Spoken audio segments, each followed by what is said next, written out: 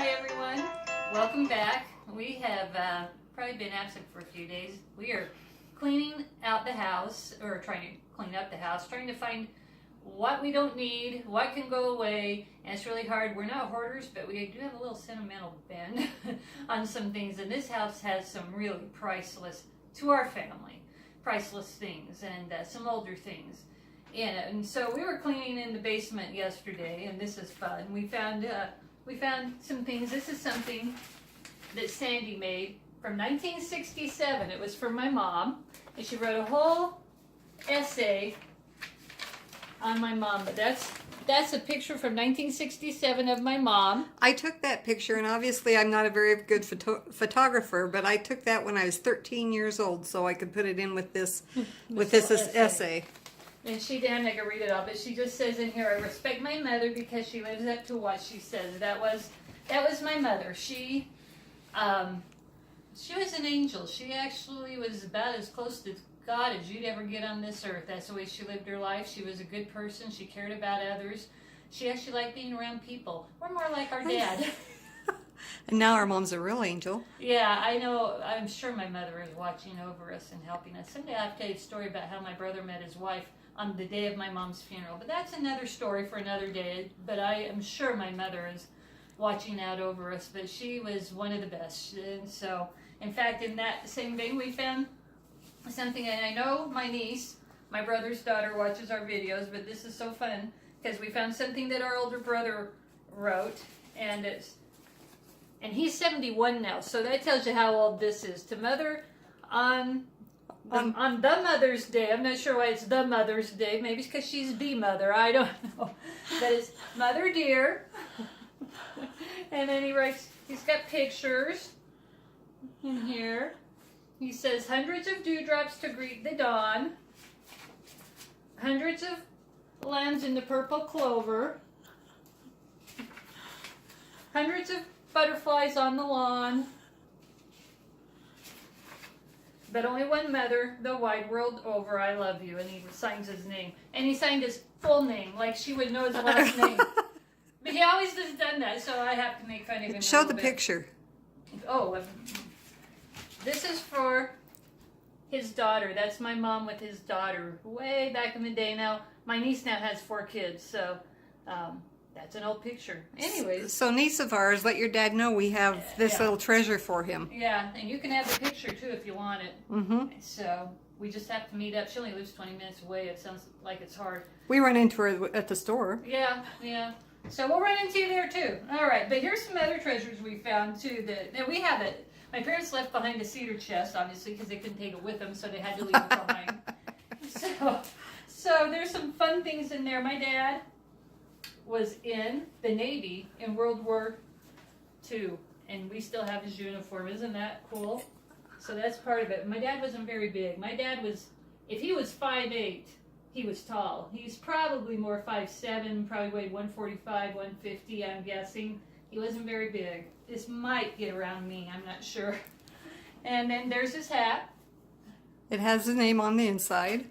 And there's, that looks like the other one. Oh, that one had bars on it. I don't know what the bars are for. This one has bars on the Does it? On the sleeve, on the side, or some kind of an emblem right there. Oh, yeah, this one has an emblem too, but what are these bars? Anybody know? Holler back if you know what those bars are, because I don't. So, more of that, and how many of these did he have? Oh, There's like 49 of them. And, oh, that one's a little different, changing it up. Ooh, that one's a jacket, oh, it's inside out. Okay, we don't need to keep looking at things of nature. What's really cool that we have is my dad's mother died when he was 14, and she was born in 1899. She died in 1936. You said she was... When he was 14, did I say she? I think you said she was born in 1999. Oh, 1899? Okay, she was born, let me start over. She was born in 1899. My dad was 14 when she died. She died in 1936 at the age of 37. I'm old, but I'm not that old, so I never knew her. Sandy's not even that old. No, she died before Mom and Dad, obviously before Mom and Dad were married, since Dad was 14. I'd hope to shout, though they did that at some point. But these are her baby blessing outfit. It is we keep it in a cedar chest. It is getting a little ragged, but she was born in 1899. That's how old this is. So these are from that, and there's a little more of that. Isn't that pretty? That's so cool. And we have more stuff than this. We'll have to randomly show you things. So that's a little slip that goes under it. And that might be a little nightdress or something. I'm not sure. What do I know? And another little slip of some kind, all embroidered. I would bet that's hand embroidered from 1899. Oh, I would think so. Isn't that cool? And then here's a fun thing. This is a camera. I don't know if you have ever heard of these kind of cameras, but this is a camera that my dad had the whole time we were growing up. And it's called the Brownie, and made by Kodak. And you actually would hold it down here and look through the top and take a picture. Anyways, we used this camera, I think, until I was at least out of high school. He eventually got a Polaroid. Yes. That did the self thing producing. Anything. So that's cool. This is just the tip of the iceberg. Did we bring up the other thing, or did you? Over here on the chair. Oh, this is very, very cool too. This was my great grandfather's pocket watch. Look at that. Isn't that cool? And then it's just got his initials on the back. But that's so cool. Great grandfather. He was born around 1860, I think. Died in 1961, I think. I think so. Sandy remembers him. I do remember him. I remember going to visit him, and he was very old. He died when he was 97. So that's how old that is. And then we have a ton of old letters. These are the letters from 1945, but even more than that. You can see 3-cent stamp right there. My mom and dad wrote each other while my dad was in the Navy.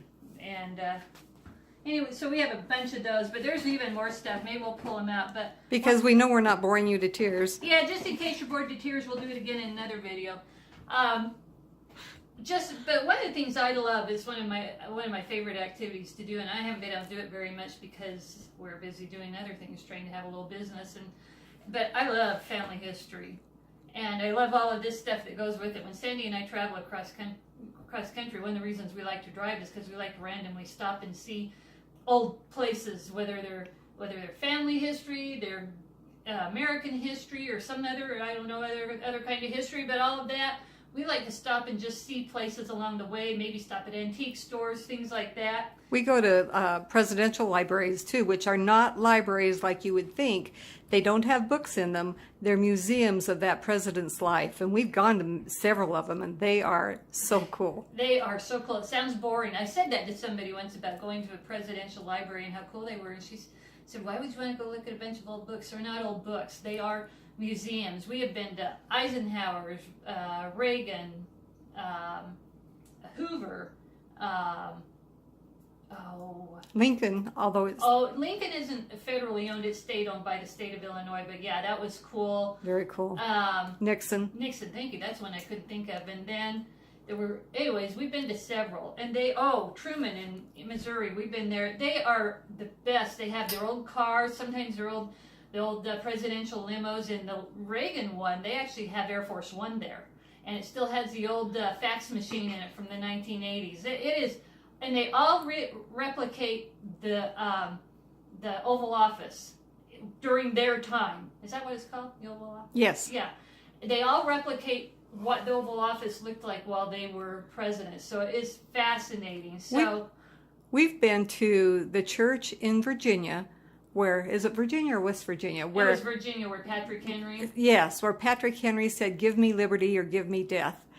That was cool too. There's a graveyard on the side of the church grounds, and that was cool. Although I got stung by a wasp on my foot, but that's another story. But that's another story. But it has grave sites in there from the 1600s, so we find it fascinating. Just looking at the old homes. One of the places I'd love to go is into Detroit and through the Edison district. I think that's what it's called, where all the old homes were, though it's not in the best part of town, so it scares me just a little bit. But we might make it work one day and get out there. We also want to visit all the baseball stadiums, so you got to go there sometime. Yep. But anyway, so let us know if you like family history stuff, because I've got stories. Boy, do I have stories, and I'd love to share, and I love to do it. In fact, I do other people's. That's how much I like doing it. I have a friend who's African American from Tennessee, and I've been working on his. It is the most challenging I've ever had to do in family history, because once you hit the 1860s, there are no more records for African Americans if they have any sort of history in this country. You have to go back to slave records or to land titles where the slaves are listed, and then their names aren't even listed. You have to go by age and take an educated guess that that might be their ancestor. So that one's really challenging, but I've done some others. I did Inez's. If you watch how Inez rolls, I've done hers too. So she should tell her own story. She's got some fascinating ancestry. And but we have found out that we're related to 38 different presidents of the United States out of whatever there is, 47, 48. I lost track. But so we're also related to Benjamin Franklin, to Thomas Edison, and you can tell by our own brilliance that we're related to those kind of people. We're also related to Jesse James. That probably is less shocking than being related to Benjamin Franklin or to Thomas Edison, because I probably look like I would go rob something. Rob a train. Yeah, and so we have a bunch of that going on, but we're related to George Washington, to Abraham Lincoln, to James Madison, several of the signers of the Declaration of Independence, and I've actually been down several of them. And let's see. Oh, we're related to Mary, the first Queen of England. We're related to James II, King of England. We have a lot of British ancestry. Charlemagne, right? We come from Charlemagne. Yeah, we come through Charlemagne. Yeah. So, but if you want to be bored with stories, so let me know, and I'll tell you more stories. I have stories. And share your stories. If you're into family history, share them in the comments. We love this stuff. Ooh, let's see if we're related. That'd be awesome. Okay. Well, I am related to you. I know that.